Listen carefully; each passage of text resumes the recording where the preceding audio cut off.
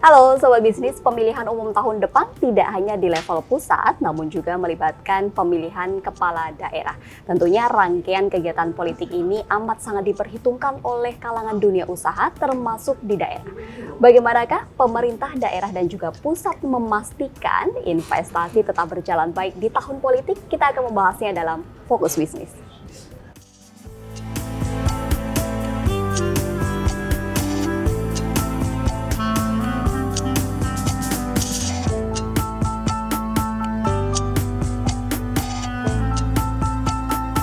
Dan telah hadir bersama kita Mas Taufikul dari redaksi Bisnis Indonesia. Apa kabar Mas Taufikul? Baik. Mas Taufikul, kemarin ketiga capres dan juga cawapres telah mendaftarkan diri di KPU bersama sekaligus juga membawa visi dan juga misinya. Betul. Tapi kalau berbicara visi dan juga misi, ini juga berbicara soal nasib 270 juta warga Indonesia.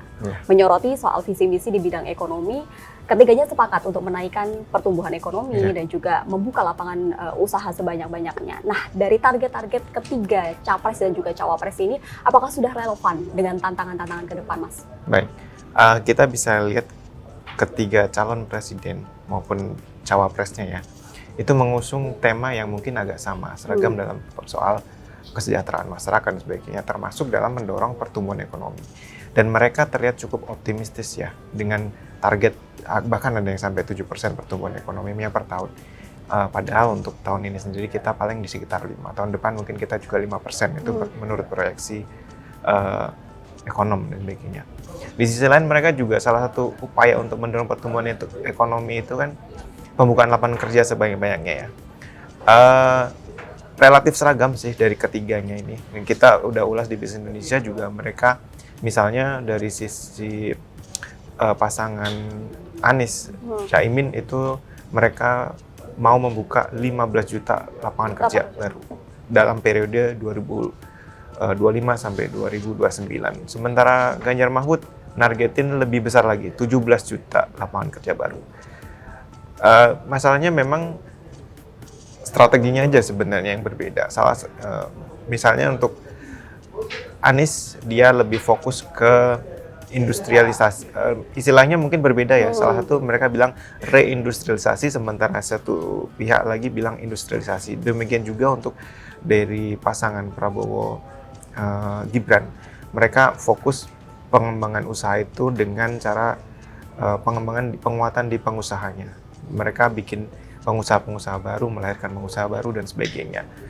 Relatif sama sih untuk target maupun strategi mereka dalam mencapai pertumbuhan ekonomi, ya target mereka 6-7% itu.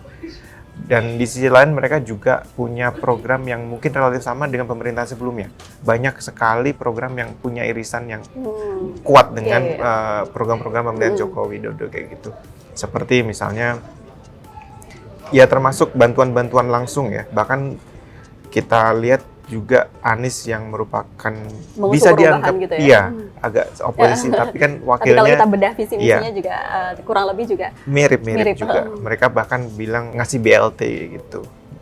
Tapi mereka juga selain BLT juga ngasih model pengembangan usaha seperti yang istilahnya jadi kalau di dunia mereka kayak KAIL, umpan dan KAIL. Mereka dua-duanya kasih kayak gitu. Justru yang misalnya di visi misi itu nggak mencantumkan soal bantuan langsung atau BLT itu, Ganjar Mahfud termasuk yang nggak mencantumkan itu di dalam visi misinya, tapi di Prabowo Gibran ada kayak gitu. Ya memang banyak irisannya dengan pemerintah sebelumnya dan mereka targetnya sangat optimistis untuk yang ditawarkan untuk 5 tahun ke depan. Tidak hanya di level pusat saja, berarti kita juga akan berbicara soal pemilihan daerah di tahun depan gitu kan. Betul. Dan pemilihan daerah tentu juga akan ada transisi, karena kan ada beberapa kepala daerah yang kemudian masa jabatannya sudah habis gitu dan digantikan oleh pejabat sementara gitu kan. Nah, menyoroti pejabat sementara ini terkadang juga ada kemudian perubahan kebijakan, ada juga kemudian yang memperlambat adanya dikeluarkannya kebijakan. Nah, ini dari sisi investasi dan juga ekonomi, apakah ini juga akan berpengaruh kepada daerah-daerah yang kemudian dijabat oleh pejabat sementara tersebut, Mas? Iya. Ya memang masa transisi kekuasaan atau transisi kepemimpinan di daerah itu tantangan yang cukup ya mungkin unik, kompleks buat dunia usaha ya, pelaku bisnis. Di satu sisi mereka berharap ada perubahan, tapi di sisi lain juga banyak resiko yang terkandung di dalamnya, baik di sisi regulasi, karena kan pergantian kepemimpinan daerah juga otomatis ada pergantian kebijakan, dan regulasi. Misalnya pengusaha yang dulu dapat fasilitas, kemudian ternyata di pemerintahan setelahnya ada perubahan yang begitu mempengaruhi bisnis mereka. Artinya dunia usaha akan cenderung wait and see, melihat situasi lebih dahulu. Apalagi kan transformasi kepemimpinan daerah itu dilakukan setelah yang pusat terpilih. Artinya setelah pusat dulu selesai, baru setelah kontestasi gitu, pilpres selesai, baru bulan November tahun depan baru ada pilkada seperti itu. Artinya ada proses menunggu. Dalam fase menunggu, dalam proses ini kan juga ada pilkada dan kepemilihan DPR, DPD dan sebagainya. Nah, selama fase itu dengan pejabat sementara ya, itu artinya ya memang tantangan yang kompleks dalam pengertian yang kita nggak, mungkin dari pengusaha nggak tahu nih mau bikin, misalnya ya, kalau dari Indonesia bikin rencana bisnis dan sebagainya, mereka mungkin belum berani memutuskan misalnya untuk investasi besar-besaran, mau bangun apa, mereka masih banyak pertimbangan. Jadi ini fase-fase mereka wait and see. Artinya itu juga beresiko bagi pertumbuhan ekonomi daerah. Artinya ekonomi daerah bisa saja agak meredup ketika itu, karena memang salah satu penggeraknya dari investasi pemuda-pemuda besar ini, mereka lebih cenderung untuk menunggu kayak gitu. Tadi wait and see bagi perusahaan korporasi besar gitu kan. Nah, bagi UMKM dan juga akar rumput itu. Nah, ini mungkin berbeda ya. Kita sudah ulas di Fokus Bisnis Senin lalu. Kalau di akar rumput mereka mungkin dalam tanda petik pesta pora, dalam itu ya memang akan ada permintaan belanja kayak gitu selama kampanye politik sebagainya. Tentu kan ada konsumsi belanja, kegiatan kampanye kan banyak menyedot konsumsi di retail dan sebagainya kayak gitu. Dan UMKM mungkin salah satu yang kena berkahnya kayak gitu. Mereka misalnya sablon sebagainya, kegiatan-kegiatan atribut kegiatan kepartaian gitu ya, kampanye gitu kan, biasanya penyewaan alat dan sebagainya itu kan banyak. Itu bagi level akar rumput itu mungkin bagus, salah satu yang ya mungkin cenderung positif mereka. Netralitas dari ASN itu selalu digelorakan dalam setiap pemilihan umum. Betul. Namun di pemilu tahun ini tuh banyak yang terlibat, khususnya adalah para menteri. Bahkan menteri kita ada yang jadi capres dan juga cawapres gitu kan. Nah, ini bagaimana dari netralitas sendiri, apakah juga nantinya bisa berpengaruh kepada dunia investasi? Karena kan kalau seandainya nantinya bergejolak, juga akan bergejolak juga nih dunia investasi. Ya, netralitas ASN ini juga sesuatu yang digarisbawahi ya, penting. Karena apa? Karena kalau ASN tidak netral, proses demokrasi itu sendiri tercedera kayak gitu. Artinya ada yang tidak fair dalam kontestasi politik tersebut. Makanya kenapa kok netralitas itu penting, karena memang untuk menghasilkan hasil yang terbaik, akhirnya itu harus diproses yang bagus pula kayak gitu. Nah, untuk menjaga proses itu salah satunya ya dengan netralitas ASN itu. Karena kan kontestannya salah satu bahkan yang calon wakil presidennya kan wali kota ya, sebagainya. Wali kota otomatis punya bawaan ASN sebagainya, masih banyak.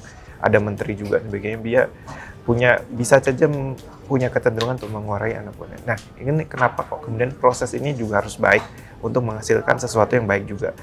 Ya memang mungkin ada 1-2 case yang mungkin ASN itu tidak netral sebagainya, tetapi dengan perangkat demokrasi yang ada, misalnya kita ada Bawaslu dan sebagainya, semua perangkat itu kalau bekerja dengan baik, sebenarnya netralitas itu masih bisa dijaga, bisa menjaga proses hasilnya baik dan sebagainya, dan otomatis trust atau kepercayaan ke pelaku usaha terhadap proses demokrasi ini juga akan baik.